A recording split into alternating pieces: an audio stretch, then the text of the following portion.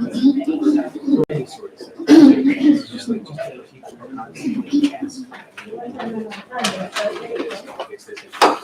I don't know what's going to be, sir. They were short and sweet. You have a quorum? Yeah. They gave you an excuse then. They didn't kick you off. We nominated you chair. Yeah, good luck with that. That's what happens when you don't show up to me. Yeah, good. I got enough chairs. What's that? What's that?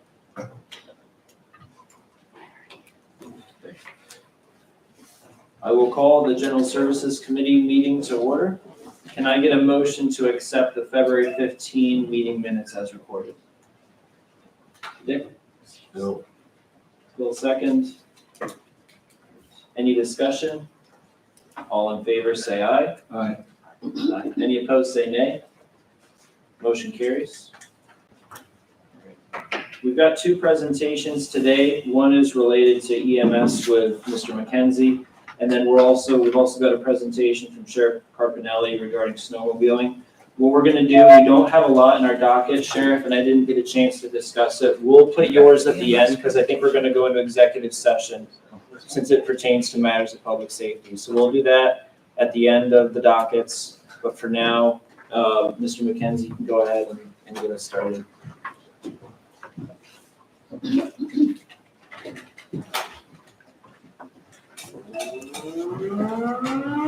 After Sarah. And there you have it. Topic of our discussion. I think they knew. Just They received knew you it. were ready. They did it just for me. That's how I make all my introductions from now on. So, I think that was a new one. Yeah, you're right, Lucas. They haven't changed the clock yet. It takes usually a week. When I was village manager, I used to have that on my calendar. I'd have to go in the morning and change it. So I've been asked to discuss the state of EMS within Lewis County. I can tell you that statewide right now, we're experiencing an EMT shortage as well as a EMS crisis is the way I would actually put it. It's not just us, it's many, many different areas of New York State. So within Lewis County, a lot of people have the perception that there's an agency within Lewis County. There is actually 8 agencies in Lewis County, and they're all very well needed. They service their communities to the best of their abilities, but all except for the one major one is volunteer. There's nobody paid in this county. Everybody volunteers their time to do that.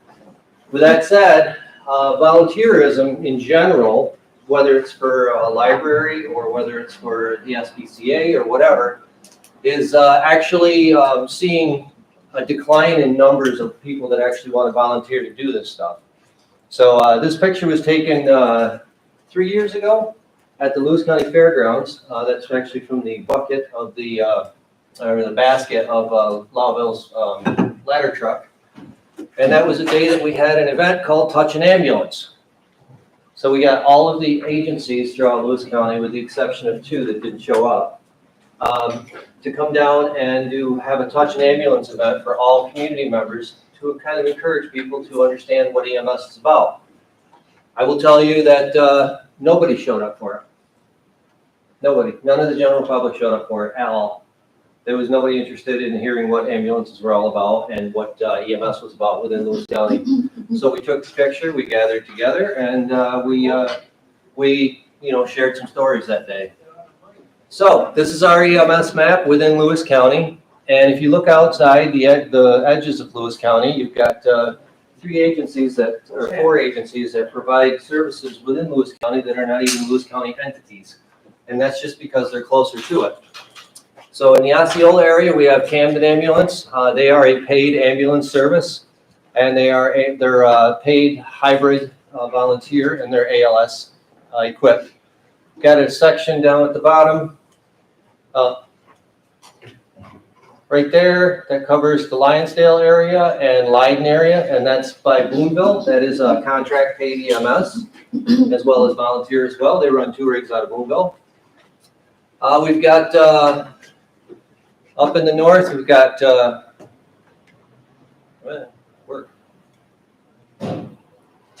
Carthage Area Rescue. They're a hybrid paid volunteer EMS as well. And then we've got Natural Bridge just above that, which provides coverage in this area up here. So Natural Bridge is actually a Jefferson County agency, although 60% of their coverage district is within Lewis County. So the other agency that we have that's a hybrid agency is Lewis County Search and Rescue, and they are a hybrid paid volunteer ALS agency as well. So why do people come to Lewis County? Well, Question for if you don't mind. yes, please. Are providers, is that an individual? That's an individual, yes. Yep, I'm gonna, yes, please stop me if I use something that you don't quite understand. So ALS, Advanced Life Support, BLS, Basic Life Support. And we'll go over that here in just a second. So why do people come to Lewis County? For the recreation, of course. We do have limited amount of industry here, but of course, recreation is what we primarily see people coming here. So we get younger folks that want to ride ATVs and snowmobiles, etc. And we also have our beautiful scenic areas where we have retirement communities such as Branningham and up in Harrisville area as well. So we have a diverse population, so we see our fair share of medical as well as trauma events. Primarily, most of our calls are medical in nature. And so this is an idea of what's been going on over the past few years. The ones to the far left is 2022, and you can see how the numbers have diminished within Lewis County.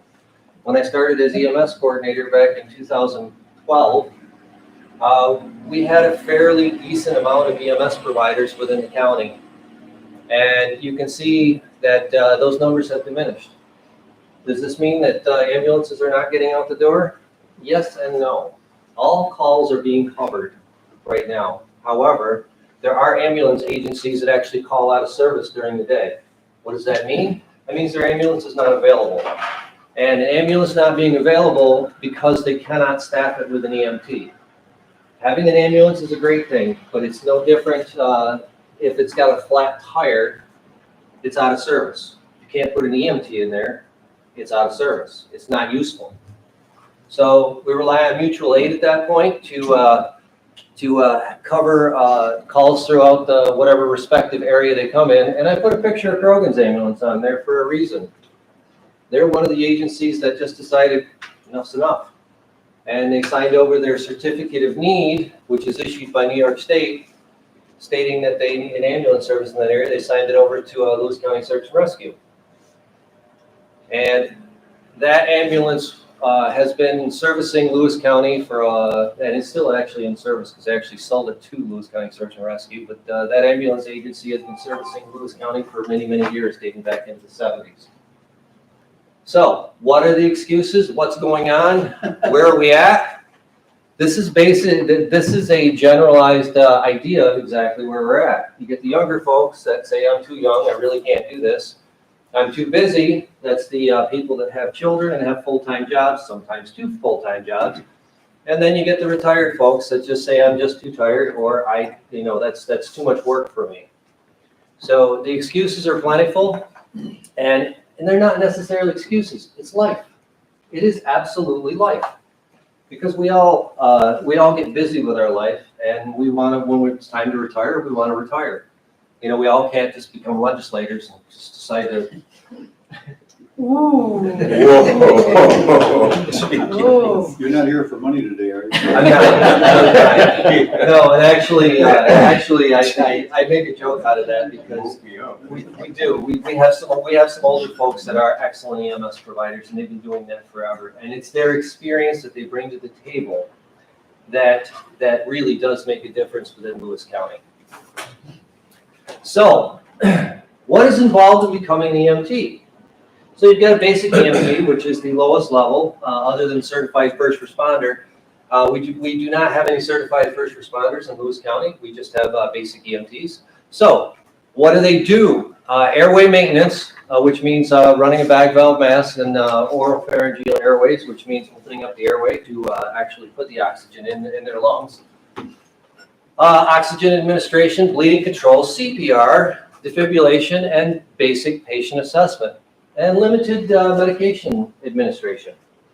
So they can give somebody who's having chest pain, they can give them aspirin, they can give epinephrine for somebody who's having an allergic reaction, so on and so forth.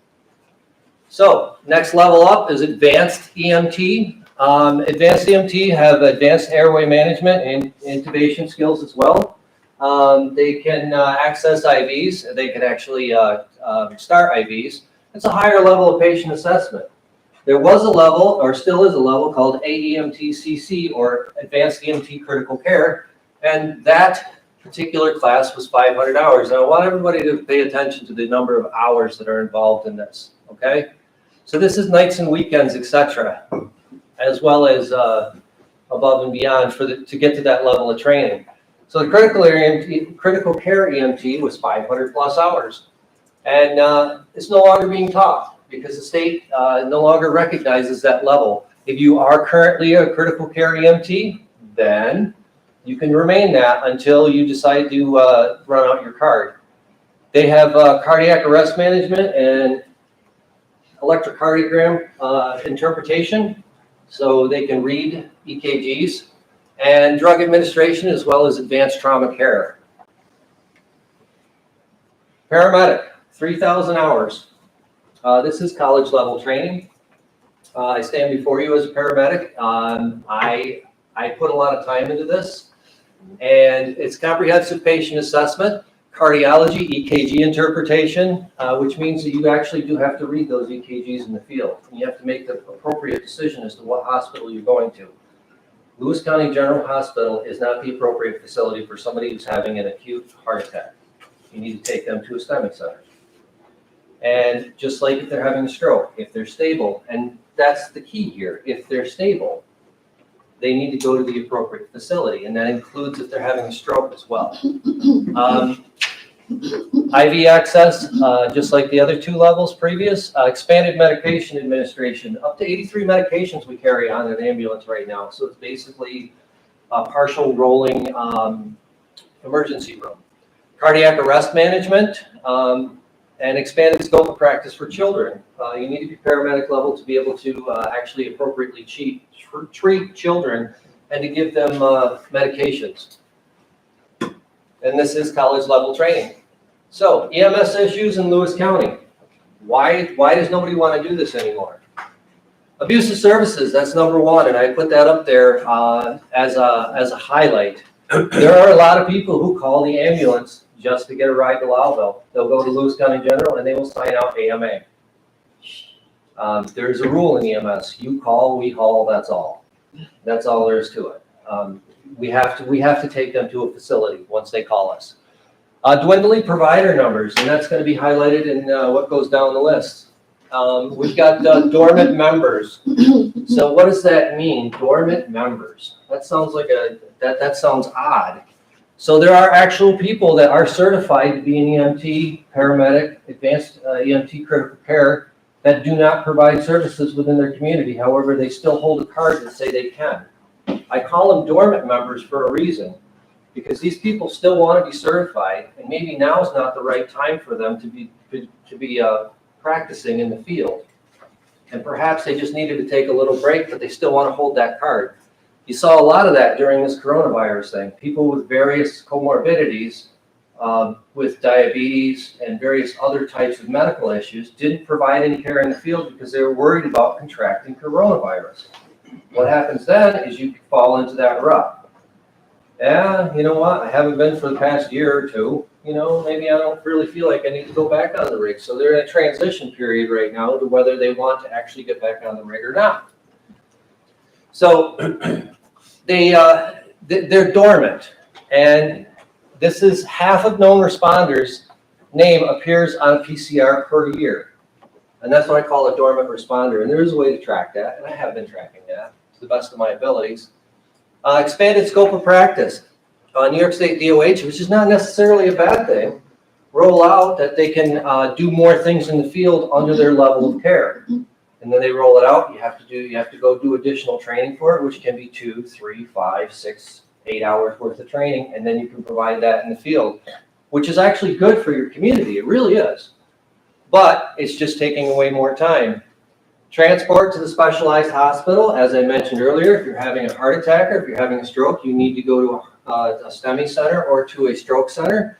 That means you're going to Utica, period. The average EMS call in Lewis County is over an hour and a half long, just for the call itself. By the time they're paged out, by the time they get to the scene, by the time they pick up the patient, package the patient, put them in the ambulance, and get them to go down the road and deliver them to a hospital, Lewis County General or another hospital. Then they have to transfer care in the hospital, explain what's been going on, transfer their paperwork, and then they get back in the ambulance, and then they drive all the way back to their fire hall. The call doesn't end there. That's just for the call itself. Now there's this thing called electronic PCR, which is outlined right there. Electronic PCR. You can no longer write down with your hand exactly what happened on that call. You have to go back and you have to chart it, just like a nurse does. These charts can take anywhere from 45 minutes to an hour and a half to do. So what are we up to in time right now for an average EMS call? About 3 hours? This is what's going on, and these people are volunteering time to do this. That's time away from their families. And then we have a rural and expansive county. We've got a huge county. That's why we need so many ambulances. We just can't have an ambulance agency cover the entire county. We need outside agencies from outside the county to be able to come in and provide the services for us. And this one here is a big one that's really come to the forefront. The lack of the specialized mental health services. We support our own. After severe calls, we actually talk about it amongst ourselves. And I'm sure that there's somebody in the room that's going to be saying, we've got excellent mental health services in Lewis County, and we do. But there's specialized mental health services for people that experience traumatic events. There's specialized mental health services for somebody who is a member of the armed forces that have seen battle. There's specialized services for that. There's no such thing for EMS. No such thing. And this is where we lose even more providers. They see a sudden and traumatic event that doesn't haunt them right now, but it may years down the road. That's called cumulative stress. I've been doing a lot of research on this, and I'm actually trying to bring this into our county. Actually bring it into the whole region. But there's no place you can go to that says EMS only or just for, armed services only. Nothing. So we have to support our own. So the cost of operations, this is an expensive thing to get into. Your ambulance, you've got pharmaceutical costs, even at the BLS level. The average price of an ambulance, just the box rolling down the road, is between $150,000 to $240,000. That you're getting up around the cost of a fire truck now. But that's just for that ambulance to take these patients out. You've got equipment on the ambulances, the stretchers alone, or the monitor, which is the EKG monitor. It's $45,000. That's about this big. Does many, many things. Stretcher can cost about $12,000. Now we're starting to get into power cots, so they actually go up and down by themselves. God, I love them. Save my back. But these things are expensive. Scoop stretchers are $1,000. Equipment bags are between $200 to $500. Traction splints $500. And all these things are items that you can reuse on an ambulance. But if you put a traction splint on somebody and put them on a helicopter and send them down to Syracuse, there's minimal chance your traction splint will be there when you go to pick it up from Syracuse. Or when are you going to get down there next to go pick it up? So these are things that are real-time costs that do cost us money. And then there's the state. The state has actually came out with some really good regulations and some really not so good regulation. They roll these things out and they have protocol changes with minimal or no training at all. They just say, here you go, this is what you're doing. A great example of this was during the coronavirus. There was actually one point in time where we got 3 different notifications from state DOH that said, do CPR, don't do CPR, no wait, do CPR. That was within 8 hours. We had these changes. So I had to filter through all those before I sent them out. Mandating additional adjuncts, narcotics, and EPCR. How about Narcan? BLS Narcan now, that's in the field because they're handing it out to people. These are all those things that take time away from you to be able to do the additional training. Ambulance recertification, the DOH recertification paperwork is over 200 pages. You have to read it and fill them all out. Hey, you're a volunteer. How much time is that gonna take you? Because you better get it right. And the manual for the New York State DOH Part 800 is over 34 pages long, and they will actually pull you up they will actually pull up to you while you're at the emergency room. And then you'll get someone from the DOH that'll actually go, hi, we want to inspect your ambulance. And they'll inspect it right there. And if you don't have everything on the ambulance, they'll write you up for it. This is the really big one for the advanced ones, is the narcotics. DEA takes care of that. My name goes on DEA paperwork. If there's something missing, or if I misrepresent, or if I forget to fill out that I gave 4 milligrams to this person, I can do jail time. I'm a volunteer, remember? Why do I want to do that? So this is where these are all those things that keep coming down the line. And this is a really big one. Not a lot of people realize this. EMS is a non-mandated service. What does that mean? Mandated. If you call 911 and you say something's breaking into my house, they have to send you a patrol. You call 911 and say that my house is burning down, they have to send you a fire truck.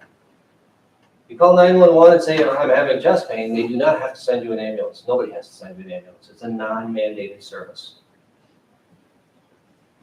That's why we're having such a hard time getting acknowledgement.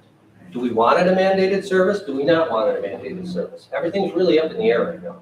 Nobody knows how to address that question. But the bottom line is, it's not just a Lewis County problem. It's a state problem, and it's a national problem, and it's growing. So what's the answer? I really don't know what the answer is, but I'd love to sit down with some people, and I'd love to discuss it. I'd love to be able to come up with some solutions. And just because we're talking about EMS today doesn't mean it's not going to be fired tomorrow. Because the volunteer rates are dwindling faster and faster. If we don't find something to incentivize somebody to come in and want to do this for their communities, we're going to be a dying breed. I don't really know what the answer is, but I do know why people get out of it. It's the time, and it's the time away from their family. Those are the biggest things right there. I'm sure that there are many, many people. I know there's 2 right now that are retired EMTs in this room right now. And if you ask them the same question, why did they get out of it? They're going to give you the same answer. Fine. Questions? Is there any funding for all those costs that you described there, the equipment in the ambulance and like that? Thank you. I'm glad you asked that.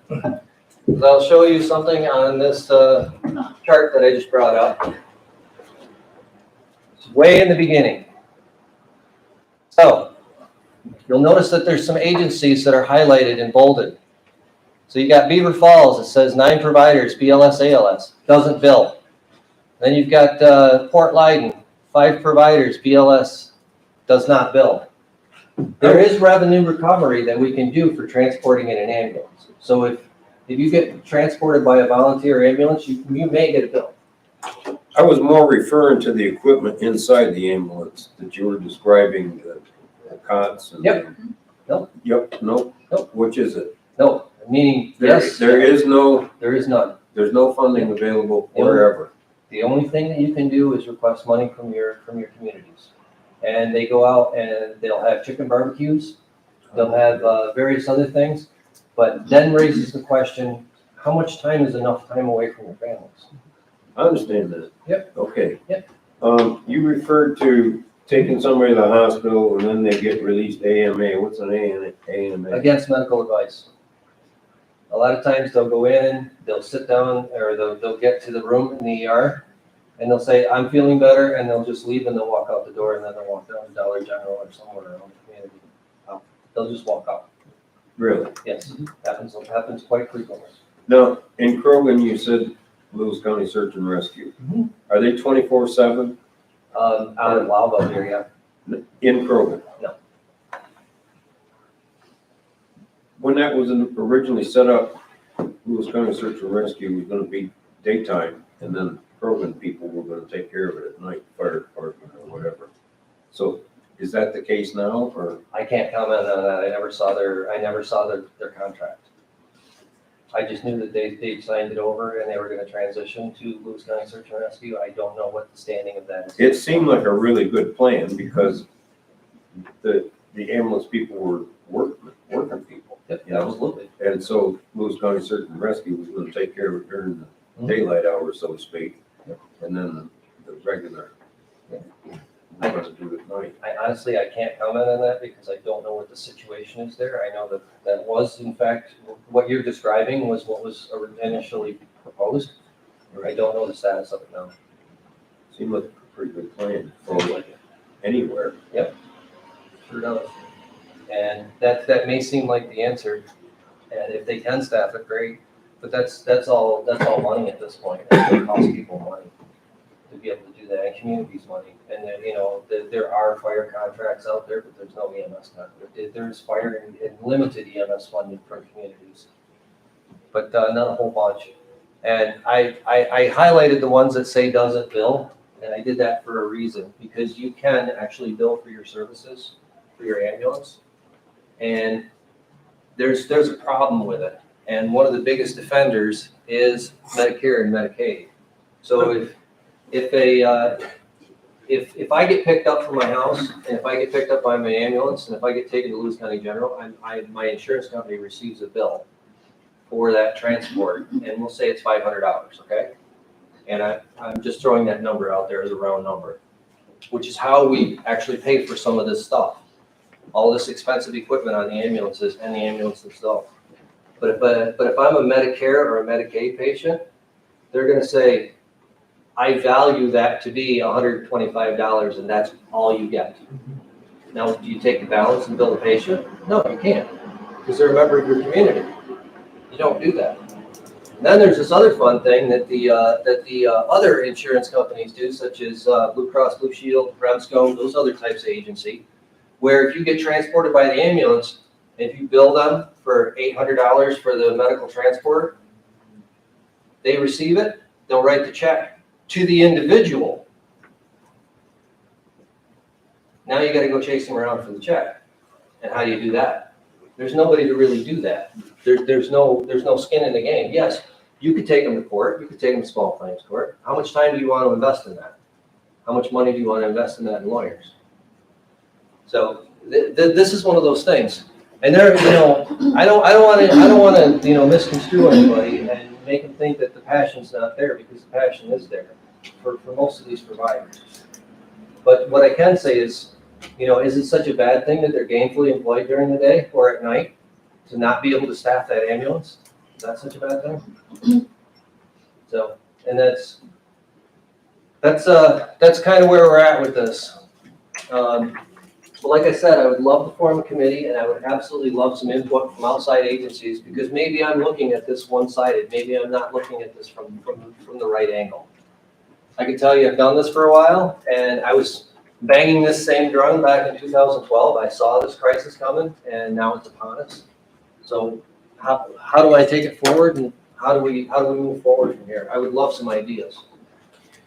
So we set this as, you know, this EMS issue is one of our goals for 2022. That's why we wanted to make sure, you know, we at least set the table, you know, this spring before we got too deep into the year.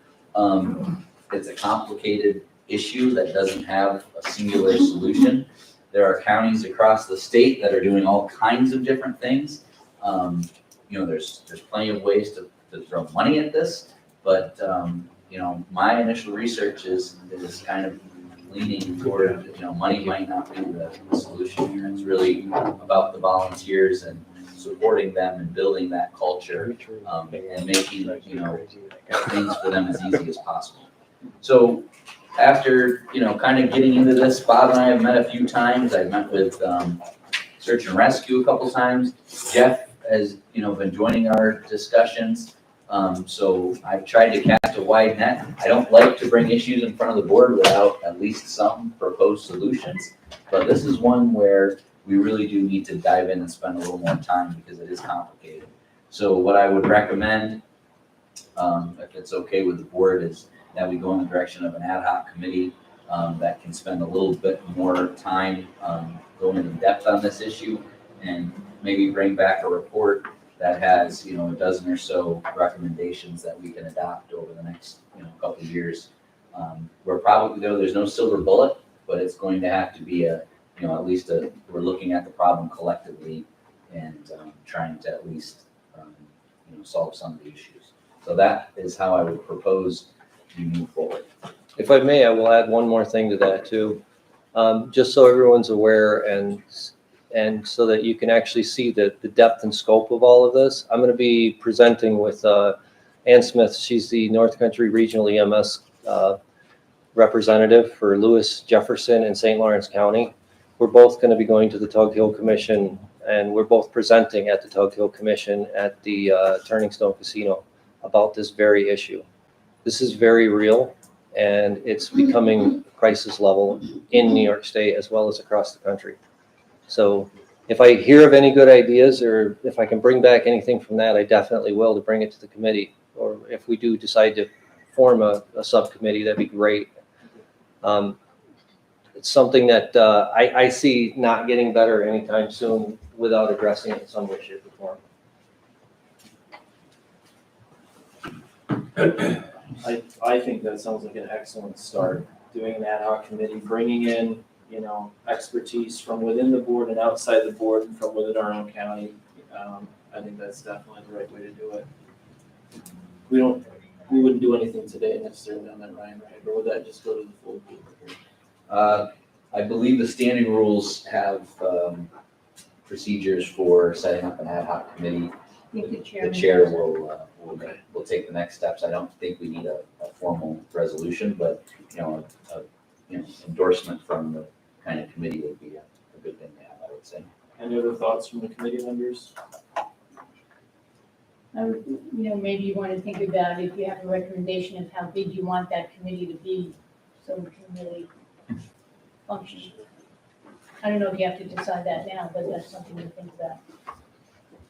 Well, there's definitely some stakeholders we need to include. We need to include the hospital. We need to include some folks from our towns. Actually, EMS is a service that is provided by the towns and villages, not by the county. But, as we know, there's times where it makes sense to look at problems at the countywide level and try to provide some support to the towns and villages. So we'll need some folks, from the towns and villages, obviously EMS providers, and then legislators as well. So, but we can come up with maybe a list and bring it back next month for the committee, or we'll just, do what the standing rules tells us right now. Well, as long as it's under my scope, I'm going to set up an ad hoc committee. I would like Bob to sit on it. I have legislators that I would like to put on it, but I haven't talked to anyone about that, so I'd like to ask them in private before I throw their names out in public. And I'll defer to Bob and our legislators about who they would like to see on it, and we'll go from there and set up a schedule. Does that sound good, Bob? Yes, very good. Okay. Great. Thank you very much. Certainly. That was excellent. I appreciate the privilege. Any other thoughts from the committee? Now we'll move on to the dockets. Chairman, Ian, Sure. I know you want to wait to the end, but I have a question, because if it is public safety and the public is here, wouldn't you want to hear about it now instead of the executive committee so the public can be informed, or? I think we'll handle it at the end, Sheriff. Thank you. All right, I won't be able to be here, but I'll catch up with you later on, and I appreciate it, all right?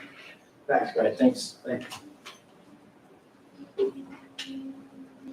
Okay, the first docket is authorizing the implementation and funding in the first instance, 100% of the costs of a transportation project, of which qualified costs may be reimbursed from Bridge New York funds or Bridge Culvert Local Town of Lowell project known as Gardner Road over tributary to Deer River.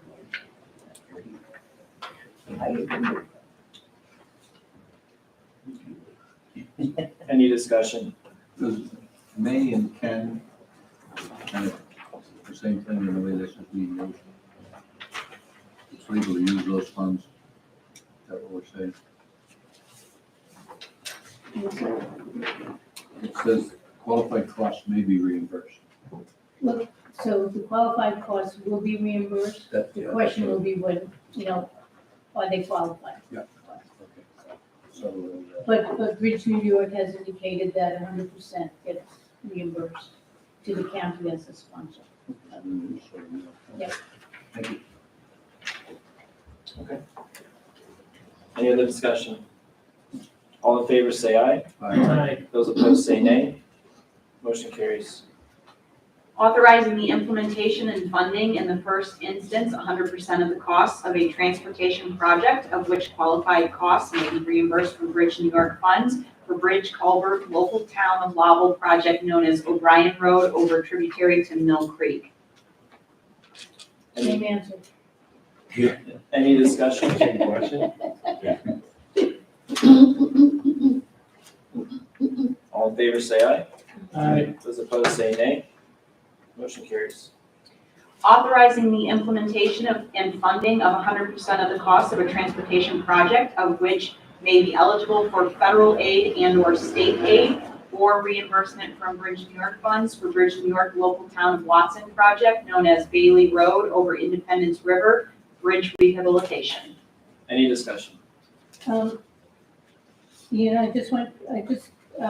four of these, 1 through 4, are all of the town projects that, because Tim does such a great job with the bridge projects, the state DOT asked the county to really be the sponsor of the local town projects for bridge repairs or culvert repairs. You passed a resolution a couple of months back authorizing this to happen now. Now these are the steps for each one of those projects. We tried to put them all in one resolution, but each one needs a separate resolution. All in favor, say aye. Aye. Any opposed, say nay. Motion carries. Authorizing the implementation and funding in the first instance, 100% of the costs of a transportation project of which qualified costs may be reimbursed from Bridge New York funds for Bridge Culvert Local Town of West Turn project known as Crowfoot Hill Road over tributary to Sugar River. Any discussion? All in favor, say aye. Aye. Any opposed, say nay. Authorizing the County of Lewis to accept real property obtained by New York State relative to bridge project known as County Road 43 over Moose Creek. Any discussion? What's the real property? Just additional easements for the bridge. Right of way, people who have property in the right of way. Okay, thank you. And that is a county project, the next to a county project. All in favor, say aye. Aye. Those opposed, say nay. Motion carries.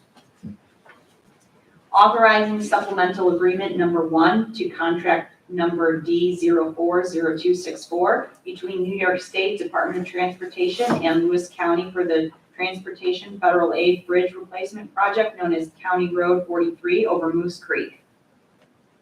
Any discussion? All in favor, say aye. Aye. Any opposed, say nay. Motion carries. Authorizing 1-year agreements with South Lewis Central School District and Harrisville Central School District and the County of Lewis to provide a school resource officer during the 2022/2023 school year. Any discussion? Oh, yeah. Go ahead.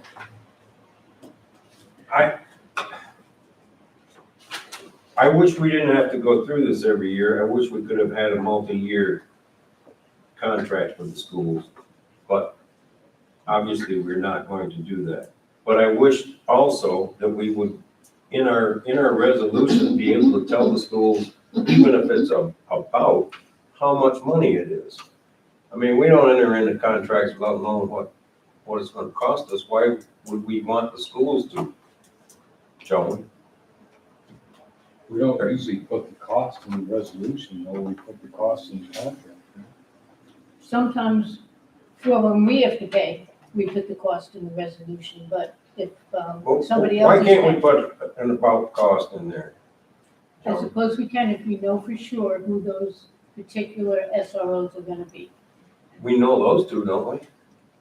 as far as I know, unless there's been any change. Well, could we say if the existing Mhm. SROs are in there, this is what it would An cost estimate. barring wage increases or whatever, like you expressed in. Yeah, the current estimate of what their gross earnings. Wouldn't that be the right thing to do? That's fine. And also, I have issues with us saying we have the unilateral right to terminate the contract if the SRO doesn't do what we expect him to when he's not under the school's auspices. We had that discussion the first go-around a few years back, and the board decided that they wanted the school district to understand that the reason why we were doing this was the expectation of what these officers would be doing in other times of the year. And it's just telling them to let them know that the county reserves that right. If things are not going as they expected, that they would have the right to terminate the contract. Who determines that it's not as expected? The county. Who would start The that board. process? The Would county we do this manager- in committee the- and have a The county discussion, or is manager it may one bring it person? up, it may come up through the county manager, it may come up through this, probably through the committee, but ultimately it would be the board's decision. I think knowing the amount of time we've spent on this issue and the sensitivity and how important it is to the schools, I have a hard time believing that I would take any unilateral action. I want the board to be involved. Well, it'd be a punitive measure to the school that they have nothing to do with. I'm just, and full disclosure, I don't have any kids in school, right? Me neither. Yeah, I know that surprises I'm you, not Joe. saying anything. But full disclosure, I'm all for the RSO. The RSO. Yeah, there you go.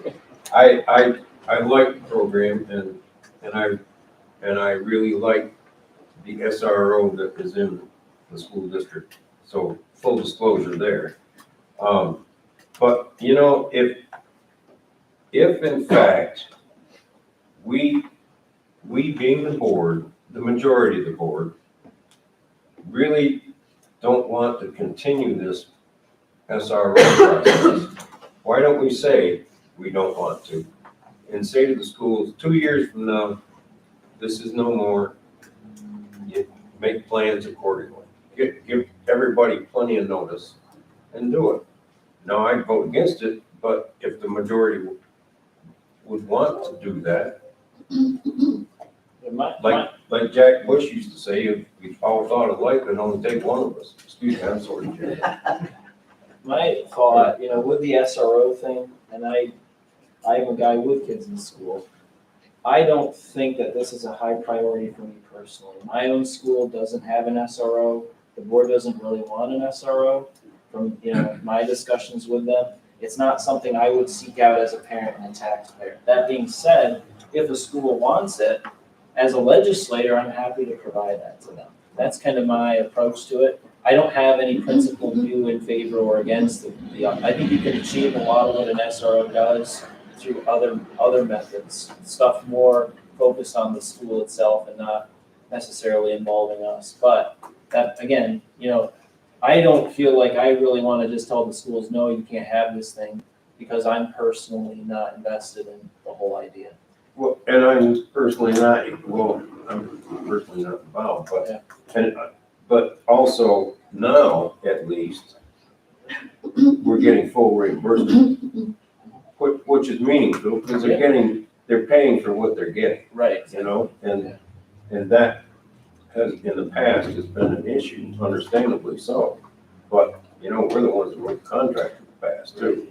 But now it's at full reimbursement, so it's not really, for these two in particular, it's not costing us anything, so to speak. My hesitation with making changes would be, first of all, like this contract, does this reflect what we've already got with Copenhagen right now? Yes. It's exactly the same? I wouldn't want to change, and I get your point about letting them know how much money it's gonna cost. We don't put necessarily an estimate in a resolution because it becomes legally binding. And we could give them an estimate, but why not just call them up and say, this is what we think it's gonna cost? And then they can budget it. Well, that's the point. Just let them know what it's, because their budget is coming up Right. very soon. I'd say let's do it, but let's not put it in the resolution. Let's do it, but let's not. Is that what you just said? Well, no, let's do it where we can tell them, yeah, but we don't have to put it in the resolution, but the 85-15, that's a hard formula. So whatever the total cost is, that's how it's split. But we don't have to necessarily. We, put the we dollar have figure. had those conversations with Copenhagen School District. And I think, I can just take responsibility that we have, we probably should have, before this was on the docket, called, South Louis and Harrisville. But that did, in my opinion, slip through the cracks on my end. So, there's, I agree with you, Phil. They shouldn't be surprised by what we're doing here today. I think, I may have had some email, back and forth with the school superintendents, but the exact number I don't think has been discussed. And it wouldn't be that hard to figure out because we do pretty much know, who those individuals are. But to Joan's point and Dean's point, putting in the resolution, if they did pick a different person, or if, Sergeant Schmidt goes out sick or for whatever reason retires, we wouldn't want to have to change our whole resolution. We just want to update the contract, right? So we put the exact amount. in. Again, like I said before, if the current person is still there, this is what it would cost. Right. And in these two cases, we know the current person. Correct. Yep. So I'll get right off my soapbox now. I'll make sure, when we wrap up today, I'll send an email out to both the schools with the exact amounts. Would you say one more time that I was right about that? Do you need me to say it or Joan? Don't Joan's never gonna say it. Joan and Larry won't say I'm it. gonna have a plaque made out that says, Bill was right. Once. 1:50 PM. Yeah, March gee, that's where we've done that before. Go ahead, Dick. In my recollection is we had 4 superintendents in here for discussion a while back. And these 2, in my memory, said they want it so bad they fund 100%. They don't So care. I don't think the schools are really worried about the money. And I think they'll fund whatever we do. And I think we'll be fair with what we do that, and we'll have the salaries and the benefits and all that put together. Yep. And then just do it by percentage. I think they'll be happy with it. They will. Like you said, they all said that They also the money wasn't the issue, just having the people was the biggest issue. And I take your point too about, do we do a 1-year contract, a 3-year contract? Doing it every year, it's gonna come up again. And if it's the same contract every year, it forces us every year to have this discussion. We take a hard look at it. It's not just an automatic renewal, but every year it's gonna be in the docket. It doesn't take a lot of time to prepare it, but at the very least, I think it's fine if a future committee wants to change it to a longer term, I think that'd be okay too. But I like having a year, every year we reevaluate this and we get feedback, especially with schools trying it for the first time. I'm comfortable with a 1-year term, if you like them. No, But I take your point, I think that's a good point too. but that record show. Any other discussion?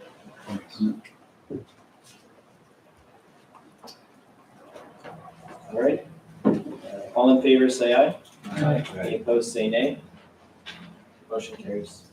Amending compensation plan with reference to recreation, forestry, and parks to abolish a recreation crew leader position at grade 19 and create a recreation crew leader position at grade 23. This was the late docket item that I passed out. Any discussion? Jackie, could you speak to the reasons and the rationale why we're doing this, please? The position's been empty since October. We've posted it twice. First time we had 1 qualified applicant. He refused the job because it would be a $10,000 pay cut for a very similar position. And then we're provisional based on tests, so there's no guarantee he'd really have the job. So he wouldn't leave the state. We posted it again, got absolutely no applicants. So we're just not getting applicants.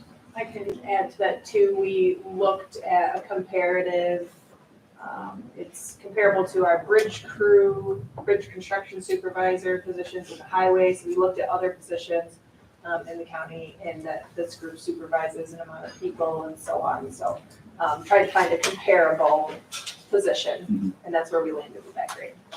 But this, maybe it's just the way I'm not taking it in. It says abolish a recreation crew leader full-time for a certain salary. Yeah. And then it says create recreation crew leader full-time for a bigger salary, so. Correct. So we're hoping- just, we're moving the More money position will from entice one the grade to candidate. the next grade. Okay. Right. The problem is it requires a CDL, and CDL drivers right now are hot. People are paying $30 an hour, and they're not gonna come to work for what we're paying. Okay, thank you for the discussion. Thanks, Jackie. All in favor, say aye. Opposed, nay. Motion carries. The first motion is to authorize Buildings and Grounds Supervisor Matt O'Connor to send out an RFP for mechanical services at the Glenfield Elementary School property. Can I get someone to make that motion? Thank you, Andrea. Can I get a second? I'll say. Thank you, Dick. Any discussion? Go ahead, Ryan. Just to clarify, mechanical services, we have similar contracts for each of the county buildings, for HVAC, electrical, those types of, situations. Glenfield is going to be under our control for probably at least 2 years, as, you know, we get construction going and then move people in, and then move people out. So we're going to need some type of, preventive maintenance and a contractor that we can call when things go wrong. So getting that under contract, is important right now. These are 3-year contracts, aren't they? I think we were going to shoot for a 3-year contract, similar to Phil's point, with an opt-out if we, Okay. if we move the building along before then, so. Any other discussion? All in favor, say aye. Those opposed, say nay. Carries. Motion to authorize Buildings and Grounds Supervisor Matt O'Connor to send out an RFP for mowing and plowing services at the Glenfield Elementary School property. Can someone make that motion, please? Josh, second by Dick. Any discussion? Any discussion? All in favor, say aye. Aye. Opposed, say nay. Motion carries. Motion to award hot asphalt mix bids based on project location in accordance with the tabulation of all bids prepared by the highway superintendent and placed on file with the clerk of the board for the period of April 1st, 2022 through May 31st, 2023. Can I get someone to make that motion? Thank you, Phil. Can I get a second? Ron? Any discussion? Ron is not on your committee. Oh, sorry, Ron. Andrea. Sorry. You were last year. All All in favor, say aye. Aye. Any opposed, say nay. Motion carries. And that is all I have. All right, is there any other business to bring forward to the committee? Yeah, I do have one update, things to be aware of. 5 minutes here. We're in the process of closing with the Glenfield property. There's some issues that we're working through with the mechanical systems. I don't want to get too much into detail today, but we're going to be working with the current owners to fix some things before, potentially before we take ownership of it. With our highway project, the contract has been executed for that Ukraine. We're having a bit of an issue with the DOT issuing a permit on 8/12. So we're looking to set up a meeting next week. The construction crew is going to be involved with that. The committee that's been kind of formed to follow the day-to-day construction. And we're going to have a committee get together with some folks at the DOT and some folks from our engineering firm and project management firm to go over some options. We're probably looking at a change order there one way or another. We have a current curb cut that has been used. CNS assumed that that curb cut would be allowed to continue, with new construction since it's already there.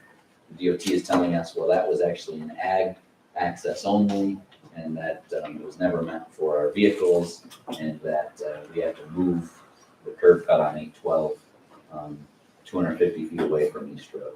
So that's going to shift the site a little bit. Not unworkable, but just, expect that we're gonna have to probably spend a little bit of money moving things around. But I still think, we're well within our budget, we're well within, what we wanna be doing on that site, but we're gonna have to work with the DOT to make sure that, we can get in and out of that site off of 812.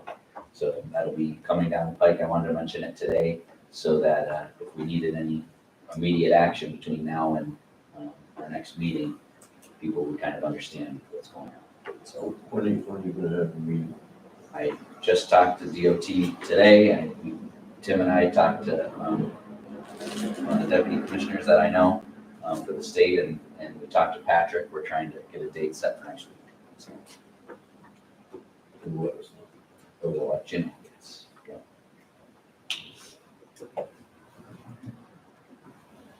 That's it. Anything else? Should we reschedule the snowmobile and Lewis County issue for the next Yep. meeting time? We can do that. I think we'll talk to the sheriff and get him on. Yeah, I think we still need to discuss them. Yeah, I think so. Okay. Let's move that to the next. One of the things we're doing now, and we've mentioned this with the committee heads, in the future, we're hoping that when department heads come to the committee to prepare a write-up, something like the slide presentation is great, even just bullet points. So we know we're prepared to ask the right questions before we come into the committee meetings. And we'll hopefully get one for the snowmobile issue as well.